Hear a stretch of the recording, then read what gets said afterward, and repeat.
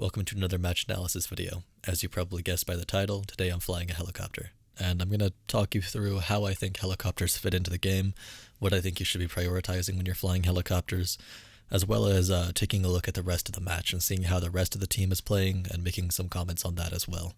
V2 has also just dropped, so a lot has changed with helicopters, and I'm definitely going to be taking time to discuss that.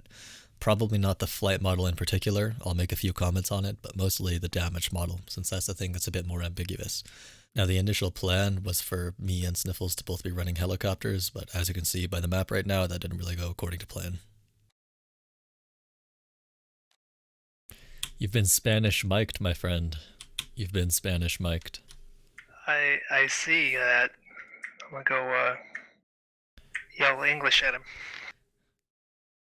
If your English yelling doesn't work, you can hop in with me. And I will take you back to the helipad when he inevitably crashes. Benefits of 2.0. Now obviously when it comes to team structure and helicopters, there's a lot of different things to consider, but the most universal rule is if you're going to take a helicopter, name your squad accordingly. Don't just grab it as any squad with any number of people. It's a pain in the ass, it's bad for team coordination, it usually is against server rules as it is on this server, and honestly it's just a dick move. I'm going to talk more about vehicle claiming in regards to helicopters, since it's something I think the community could improve on greatly in terms of how teams are structured around them, but this is obviously a big no-no, never do this. Now in situations like this, it's against the server rules, so Sniffles can go talk to them, try to tell them that, try to get them out, and contact admins if they refuse to, but there's no admins on the server right now, so he'd have to go through the Discord, and oftentimes we just give up in situations like these and go do something else, and that's exactly what he's going to do. Ahoy, lads. Hello there. Sounds like a plan. Can we take this? You mind if you guys give us a ride? That sounds great. Alright, I'll get Captain. you an LZ shortly. I just gotta figure out what we're doing and brief my squad as well. Capitan, can we get it right? Yes, if you fit. If it fits, I sit. Hello, Mario.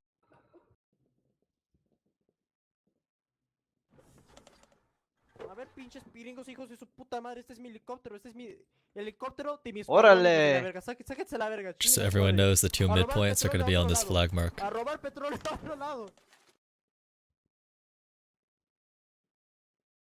¿Quién está enojado? ¿Qué pasó?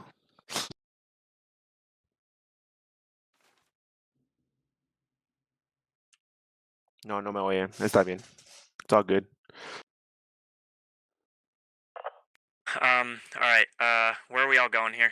I want to figure out an LZ for my helo drop. Just so you guys know, it's a 5 flag. I'm putting a hab on fire mission mark. base. I'm putting hab on fire mission mark.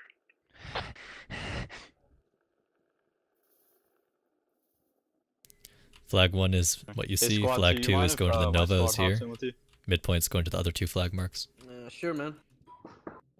Wait, I'm Squad literally in 6 the... will back cap. No, I was Brenda. Hey, pilot. I know. Yes, sir. I I was saying got hi, you, Brenda. LZ7 move mark. If you want to drop us off that compound, we'll get a Shit, quick we're all fob white up as and then, Well, why are we also crackers? and you can head out. Except this guy.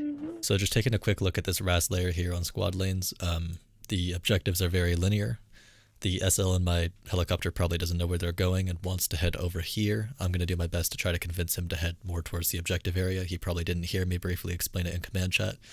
And this is something I'll traditionally do as a pilot. A lot of pilots will backseat SL, since a lot of pilots are more experienced players and they kind of get a feeling for how the match works overall. And more specifically, a lot of them have a lot more time to be looking at the map and thinking of team structure in general. So you'll oftentimes get a lot of pilots who backseat SL. I try to do it to a minimal extent. I try to encourage people to go to the right areas, and then whether or not it works is entirely up to them. But that's what I'm going to do here. It's like Just so you Vietnam know, all over again. The objectives are marked as they are there. It's going to go up the center of the map. It's a 1-lane RAAS. You have a act- nice voice. Oh, is it actually? Captain. Oh, they are marked. Okay, then scratch that. Hold on. We're gonna Those switch two things around here. northwest flags are the midpoint, and then the southeast flag is the second flag. Do we know what the northern flags are? Or Yeah. no? West Petrivka Carnal, and que estamos dejando, Lower no te Petrivka mueras, are their Simón. flag Ya valió 2. madre este Their pedo, flag ¿vale? 1 is either Upper Petrivka or Simón. Overpass on those Simón, two no se other me ones. muera, hijos de la Pinche chingada. tu madre, pinche tu Cabrón. madre. You know what? I might just have Van a you hacer Pinche take us puto el poder mierda. to mis órdenes, ¿ok, Hmm. papi? Cheeto tu madre, you Pinche puto motherfucker. a mierda. little bit split here how I want to do this. Let's go right. Let's go here. Just get us a. We'll just get a fob there. 4, you don't mind if we make a fob down the south here? Oh yeah, that's plenty of room. Motherfucker ain't Never talk mind, shit we're to good. me like that. Alright, Taquasha, you got a Seven's moving, V8 seven, in a never bad mind. boy. Taquasha. Oh god, my dick's getting kind of hard. Necesito ducharme with. I'll be setting a motor base on my move marker. You having a stroke? I don't fucking know. 4, we'll be pushing on your west. You Alright, can look at Brenda, our line of we're taking movement off, after we Brenda. land. Brenda! Me.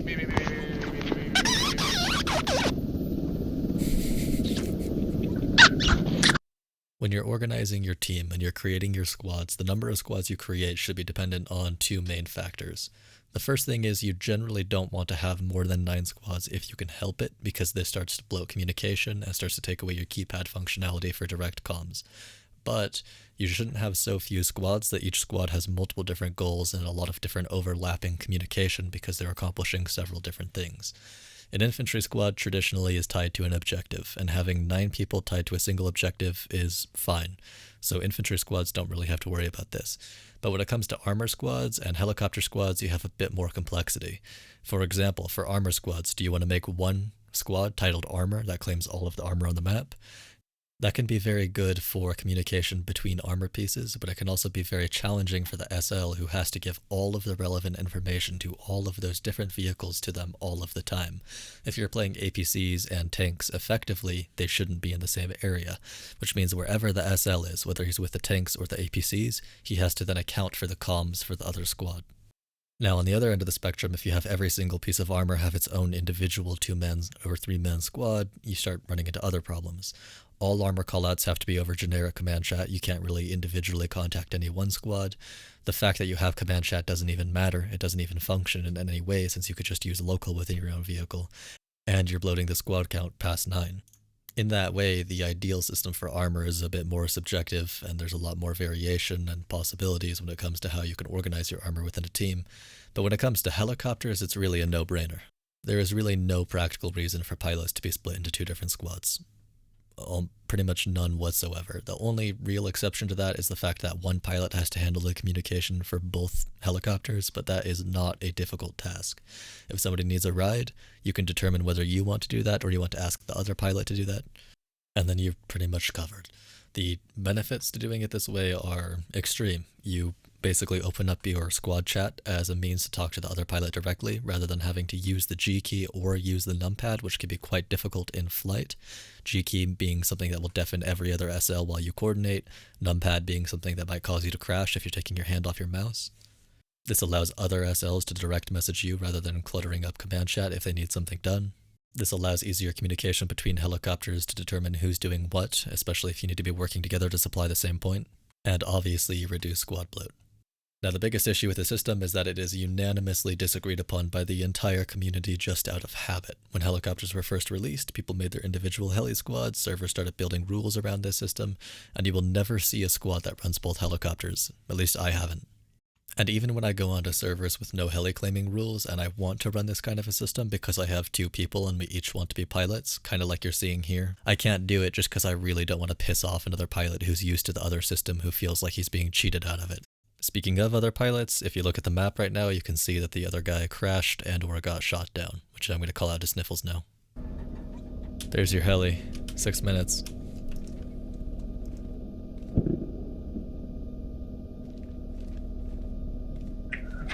Desire to win the game outweighs my desire to fly heli, so I will stay with 2-man command. 30 mil and 20 mil down. I'll get out here whenever you Good get make the shit. drop. Oh yeah, you need to get out. I'll find a place to actually set down though. Is it 30? Is it 30 meters? So as I was saying, there's no real point in me telling you my ideas behind 2-man heli squad because it's just impractical. If it's not against server rules, it's against the community mindset. You're gonna make enemies if you try it. And if any server actually tried to implement a rule like that, they would probably just be bitched about on Reddit until they shut down. So moving back on to the match. Right now I had one guy in my helicopter who was left over from that first drop, so I'm dropping him off. And I'm just supplying the same South Mogi point. Traditionally, your first role as a helicopter that everybody knows and expects is to transport people, but within Squad's meta, when it comes to faster, more aggressive play, helicopters become less and less practical. It's just too noisy and too loud to set up offensive fobs without good players being able to immediately know where your offensive fob is and take it down. And if you mitigate that by landing further away, you're now building less effective fobs. Logis are just outright better for building stealthy attacking fobs in 90% of scenarios. Now you would think that the speed of helicopters would represent its own extreme advantage, especially since I oftentimes say that Squad is so fast-paced, and you'd think that that could potentially outweigh the downsides of building a fob if you're doing it in, for example, a leapfrog maneuver where you might beat the defenders there. But that kind of has its own complications, because if you're truly playing fast-paced Squad effectively as you possibly can, you've prepared for that leapfrog and you have a spawn that people can spawn shift off of immediately. And traditionally that will still outpace a helicopter transport. So the best circumstance for a helicopter transport is when you are attempting to be aggressive and fast, you're fairly confident the defense has not yet been defended, but you are unable to do it well enough to get a spawn shift in perfect position, ready to go. And let's mention that we're still talking about an ideal world here, where you have a fast, responsible, trustworthy pilot who can get your guys there immediately because he also recognizes the importance of this speed.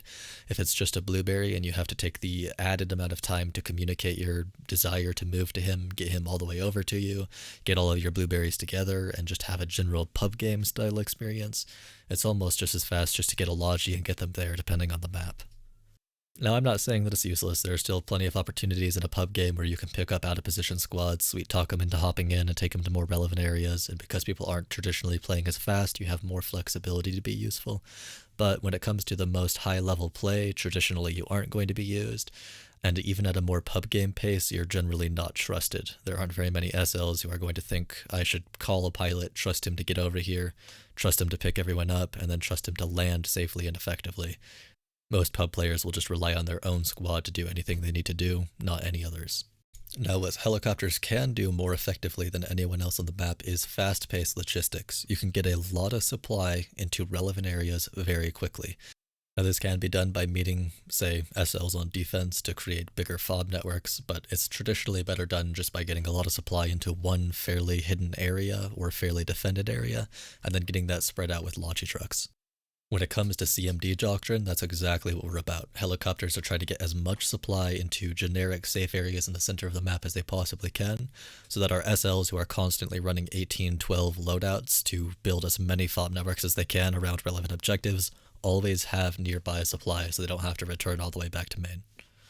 Now, in a pub game, it may not be your best bet because people have to be wise enough to use the supply in the way that you're intending and the way you're envisioning, and it can be incredibly frustrating to put your team in a very advantageous position in terms of total supply available to them nearby their empty logis and then see them not use it, and it can be very mind-numbing to attempt to actually convince people to. And this kind of goes back to backseat SLing as the pilot. Oftentimes, as the pilot, you're doing everything you can to put your team in the best possible position, but you are a support asset. You cannot win games. You can make it easier for the rest of your team to win games, but they have to have the knowledge or the willingness to actually go out and do it in the way that you're envisioning. And this is why a lot of pilots get very heavy into the micromanaging the team thing. Now, I'm not going to take a stance for or against this. It's a very time-consuming and very mentally draining thing that can potentially provide your team an advantage and can potentially make everybody hate you. Whether or not you want to do it is entirely your choice. I personally do not have the energy. If I'm flying helicopters, I'm doing it just to relax. And as a clan leader and a YouTuber and a somewhat vain person, I care a lot about my image, and I generally do not want to turn any communities against me if I don't have to. Now, moving on from the helicopter discussion, let's actually take a look at what's happened in this game so far. Sniffles has been doing good. He got the first back cap, and when West Novo got rushed, as it did, a helicopter landed there, he managed to stealth cap it just fine, so that was a potential crisis averted. The rest of our team all chose good positions on West Novo. There was one mortar squad that went to the east side of the map, but they locked at 2 people, so they are probably being very effective. I can't actually see where their mortars are landing, but they are putting mortars on targets and calling it out in command, so it's fantastic to have a mortar squad that isn't a 9-man being useless. They actually are taking a reasonable number of people away, and in return providing a reasonable benefit to the team. In other news, we have a very good striker squad. This is an APC only layer. It's the maximum amount of armor, which is very convenient for me as a heli pilot. And they are currently wiping the floor with most of the enemy armor. They're communicating well, they're talking to infantry SLs, and they're supporting them as best they can. And I'm going to talk a lot more about them at the end of the match, but as I flip open my map on and off, just pay attention to where the strikers are over the duration of the match if you're interested in seeing some pretty good armor play this game. One downside we have going right now is that although all of our infantry did make it to relevant areas, they are not really spreading supply around, they're not really building additional FOBs. So I'm going to nudge them slightly in the right direction if I can.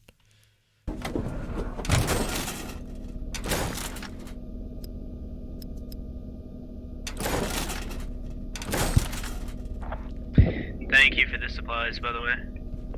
No problem. There's a truck there if you want to move them around and build a couple FOBs. Yeah, that's what we're grabbing. It's definitely a fob squad 4. That's what we're going for. Now, as I fly back, I'll talk a bit more about the logistics aspect. It's traditionally what I consider to be the #1 role of the helicopter. Fob building I like to leave to trucks, transport I like to leave to spawn shifting if we're playing ideally, but as I said, helicopters can just get so much supply downrange into safe areas that trucks can checkpoint off of, or even just straight to the defense during certain situations. Now, of course, you can also transport people. I would consider that to be your #2 role. Your #1 off game start, since you are the one who can get to midpoints the quickest. But there are other things you can do as well. Previously, scouting and CAS were somewhat viable. Scouting can actually be incredibly effective, or at least in previous versions of the game it could be, since you can give armor locations, you can give HAB locations, and just in general you can call in commander assets from the air, which is very nice so somebody doesn't have to get eyes on them. You can spot for mortars. Now it's a bit less viable with the new damage model. I haven't had a ton of experience with it, but I am going to play a clip here of me getting not necessarily destroyed by a light Vic. I just got my tail taken out and I was able to recover the Vic. But pay attention to how fast he's damaging my hull compared to what you used to be able to do with 14.5. It is absolutely brutal now, and I'm excited to see more. I've been managing to steer clear of armor in pretty much every game I've flown helis with yet, so I haven't been shot down, but I am now actually afraid of autocannons, which is absolutely fantastic, and I'm very happy that V2 brought that. But it also means that lazily floating above autocannons, scouting them out for your armor, is probably not a viable activity anymore, unless you're going against very incompetent players. Do you have enough supplies so that I can place a repair station, or no? Or are you just, yeah, we got the next point. I'm gonna drop it. Drop me Just some back on the side, please. don't worry about it. Just keep going. is right on my position. I think he's heading Copy. eastbound. 4, go to the point. Now. Helo's gonna come. I just played that audio because one of the most important things you can do with helicopters is either meet armor at FOBs or meet them just to build FOBs for the purpose of building a repair station in the mid-game. You can keep armor in the fight a lot better than they can otherwise stay in the fight if you're constantly meeting them to bring repairs to them, rather than them going all the way back to main. Back to the topics of other things helicopters can be accomplishing. A lot of people will do cast runs with them. It was technically, I wouldn't say viable, but it was doable because of the damage model being ridiculous and because of the fact that you're never really risking the helicopter unless you're dealing with tanks or ATGMs. But it was never something that was actually cost effective unless you're destroying lodges. Given that lodges aren't necessarily easy to just run around and find without running into a bunch of armor, I would never suggest ever using your door gun to kill a handful of infantry that's just going to revive anyway. For this reason, I highly recommend just one person in a heli squad. A second person can technically help you dump supplies, spot targets, or even just do gun runs if you run into opportunities where you do come across a viable target.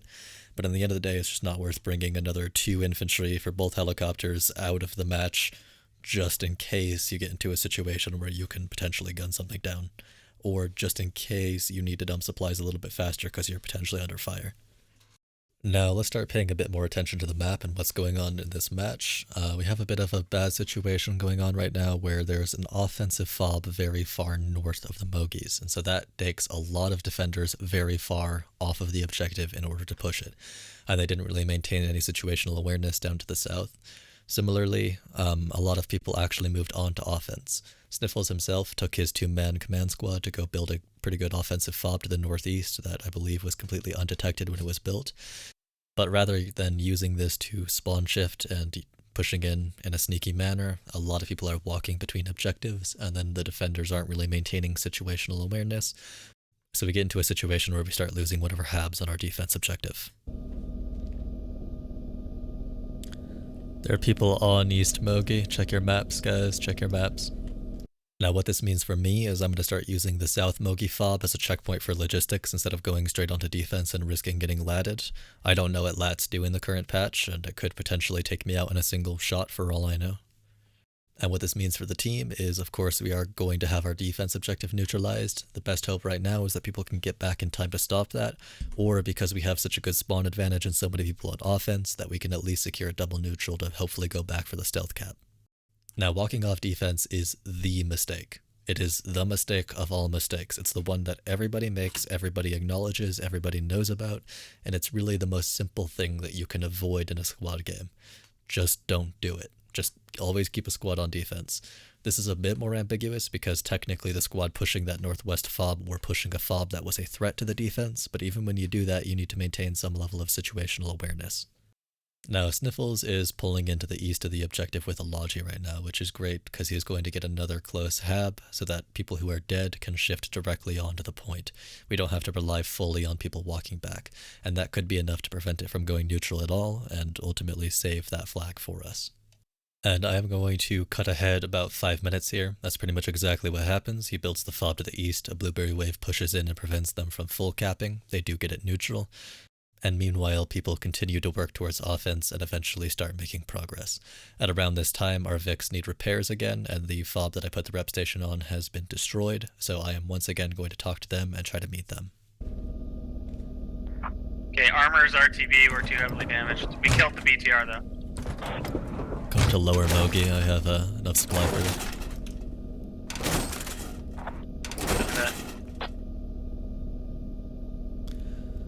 Unless that's not on your way, then I could just bring you something on the road. I want you to build one on West Nova, because it's just easier for us to move. Okay, I'll meet you there.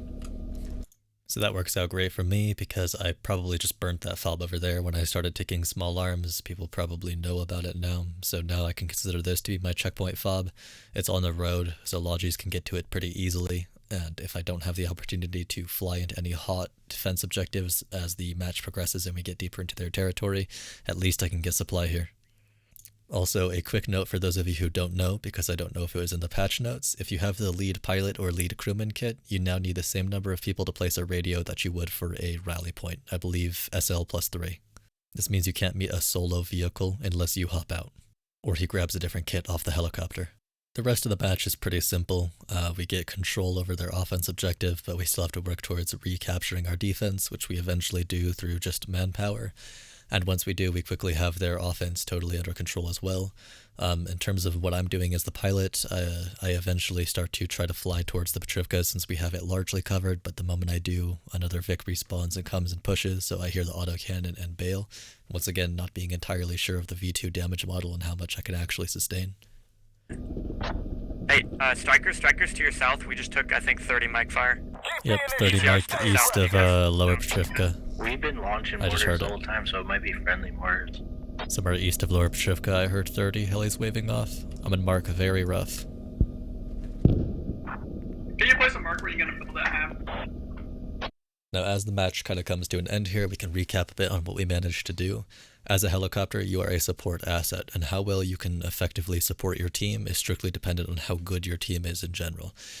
In this particular match, we had a very good armor squad, and I was able to give them less downtime and more time in the thick of things. Sniffles was building really good fobs, and I was able to put enough supply down range that he never had to really fully return back to main, and I was able to get a squad to the midpoint pretty quickly off of game start. But beyond that, let's take a look at what the people who actually won the game did. Holy shit. Only 70 of that is from objectives. So that's a crazy fucking ticket difference. I said only 70 was from objectives. I miscalculated that. 90 is from objectives, and there was no time for any ticket bleed. If you take 126 deaths and subtract our 74 deaths, you get 52 death difference, so that's another 52 tickets, which totals to 142 ticket difference between KD and objectives. That is 209 tickets from armor kills and radio kills, which is absolutely insane. The armor squad was pretty happy in the end screen there, so I assume they were responsible for a large portion of that, which is ridiculous. Even if we assume that a quarter of those tickets were from radio kills because we got ridiculously more radio kills than them, and another half of the remaining tickets were vehicle kills that the rest of the team was responsible for, that is still an insanely good armor game. And if we assume that they were responsible for, up to 75% of those tickets, then they managed to pretty much match some of my best V9 games on like Narva, back when a single BTR 82 was worth 28 tickets rather than 10. So if you see these guys around, give them my compliments.